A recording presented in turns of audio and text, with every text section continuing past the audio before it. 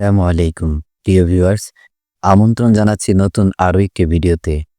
Video পরিক্রমায় আজকে আমাদের আলোচনার বিষয় উম্মতকে নিয়ে মহানবী মুহাম্মদ সাল্লাল্লাহু আলাইহি সাল্লামের আশঙ্কা।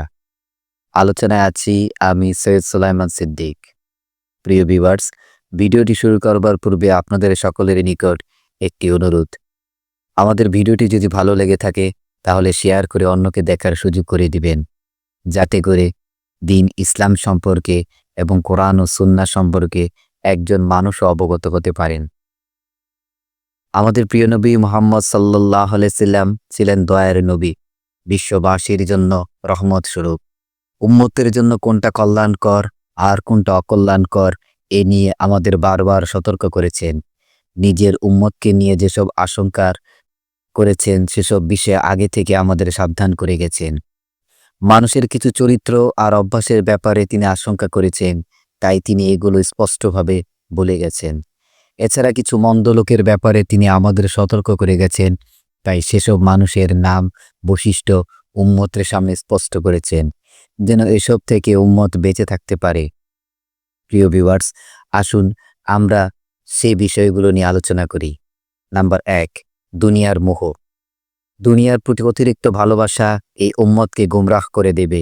এ ব্যাপারে আমাদের নবী করিম সাল্লাল্লাহু আলাইহি সাল্লাম সতর্ক করেছেন। রাসূল সাল্লাল্লাহু আলাইহি সাল্লাম বলেছেন, আল্লাহর কসম, আমি তোমাদের নিয়ে দারিদ্র্যের ভয় করি না, কিন্তু এই আশঙ্কা করি যে তোমাদের উপর দুনিয়া এমন প্রসারিত হয়ে পড়বে যেমন তোমাদের পূর্ববর্তীদের উপর প্রসারিত হয়েছিল, আর তোমরাও দুনিয়ার প্রতি আকৃষ্ট হয়ে পড়বে যেমন তারা আকৃষ্ট হয়েছিল, আর তা তোমাদের বিনাশ করবে যেমন তাদের বিনাশ করেছে। সহিহ বুখারী হাদিস নাম্বার 3158। নাম্বার ২, গোপন শিরকের ভয়। গোপন শিরক বা শিরকে খফি, অর্থাৎ ইবাদত করবে লোক দেখানোর জন্য, মানুষ দান করবে যাতে তার দানশীলতা নিয়ে আলোচনা করা হয়। হযরত আবু সাঈদ খুদরি রাদিয়াল্লাহু তাআলা আনহু থেকে বর্ণিত, আমাদের নিকট রাসূল সাল্লাল্লাহু আলাইহি সাল্লাম বের হলেন। আমরা তখন দাজ্জালের সম্পর্কে আলোচনা করছিলাম। নবী করিম সাল্লাল্লাহু আলাইহি সাল্লাম বলেন, আমি কি তোমাদের এমন বিষয়ে অবহিত করব না যা আমার মতে তোমাদের জন্য দাজ্জালের ফিতনার চেয়েও ভয়ঙ্কর? বর্ণনাকারীরা বলেন, আমরা বললাম, হ্যাঁ অবশ্যই। তিনি বললেন, গোপন শিরক। মানুষ নামাজ পড়তে দাঁড়ায় আর অন্যদের দৃষ্টি আকর্ষণের জন্য সুন্দরভাবে নামাজ পড়ে।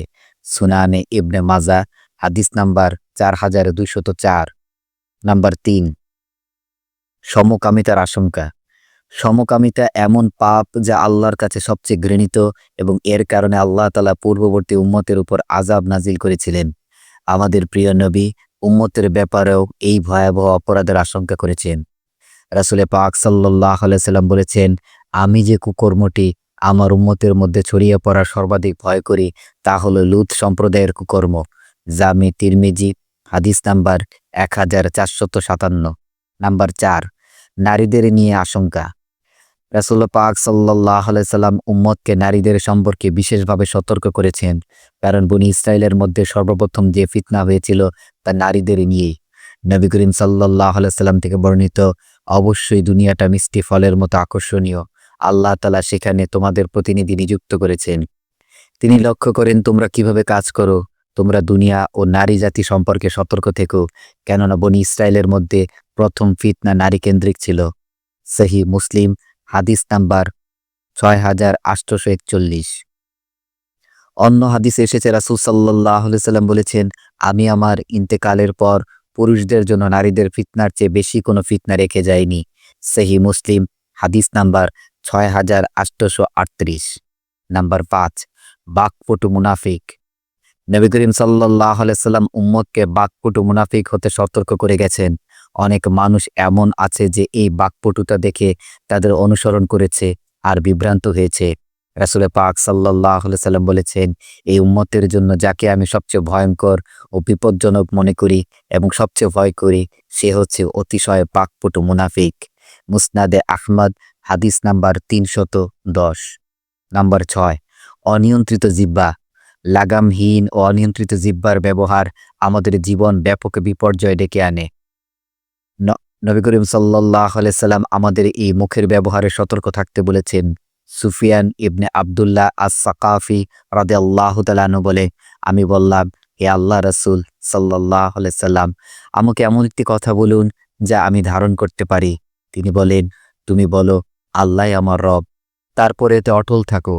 তিনি বলেন, অর্থাৎ বর্ণনাকারী, আমি আবার বললাম, হে আল্লাহ রাসূল সাল্লাল্লাহু আলাইহি সাল্লাম, আপনার দৃষ্টিতে আমার জন্য সর্বাধিক আশঙ্কাজনক বস্তু কোনটি? তিনি স্বীয় জিহ্বা ধরে বললেন, এই যে এটি। জামে তিরমিজি হাদিস নাম্বার 2410। নাম্বার 7, পথভ্রষ্ট নেতা। একজন নেতা সমাজের অভিভাবক, তার ভালো ইচ্ছাগুলো সমাজে ইতিবাচক প্রভাব ফেলবে, আর যদি এর ব্যতিক্রম হয় তাহলে তা এই সমাজের জন্য অমঙ্গলজনক। এদের ভ্রষ্টতা ইসলাম ধ্বংসের কারণ হবে। এই জন্য প্রিয় নবী সাল্লাল্লাহু আলাইহি সাল্লাম পথভ্রষ্ট ও আদর্শচ্যুত নেতা থেকে সতর্ক করে গেছেন। সাওবান রাদিয়াল্লাহু তাআলা আনহু বলেন, রাসূল পাক সাল্লাল্লাহু আলাইহি সাল্লাম বলেছেন, আমি আমার উম্মতের ব্যাপারে পথভ্রষ্টকারী নেতাদের ভয় করি। তিনি আরো বলেছেন, আমার উম্মতের একদল আল্লাহর হুকুম কিয়ামত আসার পূর্ব মুহূর্ত পর্যন্ত সর্বদা বিজয়ী বেশে সত্যের উপর প্রতিষ্ঠিত থাকবে। যারা তাদের অপমানিত করতে চাইবে তারা তাদের ক্ষতি করতে পারবে না। জামে তিরমিজি হাদিস নাম্বার 2229। নাম্বার 8, দাজ্জালের ফিতনা। কিয়ামতের আগে সবচেয়ে ভয়াবহ হবে দাজ্জালের ফিতনা, যে ফিতনা সম্পর্কে সব নবী তাদের উম্মতকে সতর্ক করেছে গেছেন। নবী করিম সাল্লাল্লাহু আলাইহি সাল্লাম বলেছে, আমি তোমাদের এই দাজ্জালের ফিতনার ব্যাপারে সাবধান করছি, যেমন প্রত্যেক নবী তার সম্প্রদায়কে এই বিষয়ে সাবধান করেছেন। এমনকি নূহ আলাইহিস সালাতু ওয়াস সালামও তার সম্প্রদায়কে এ থেকে সাবধান করেছেন। তবে এ সম্পর্কে আমি তোমাদের এমন একটি বিষয় পরিষ্কারভাবে বলে দিচ্ছি যে, যা কোনো নবী তার সম্প্রদায়কে বলেননি। তা হলো এই যে, তোমরা জেনে রাখো, দাজ্জাল কানা হবে, আল্লাহ তাআলা অন্ধ নন। সহিহ মুসলিম হাদিস নাম্বার 7246।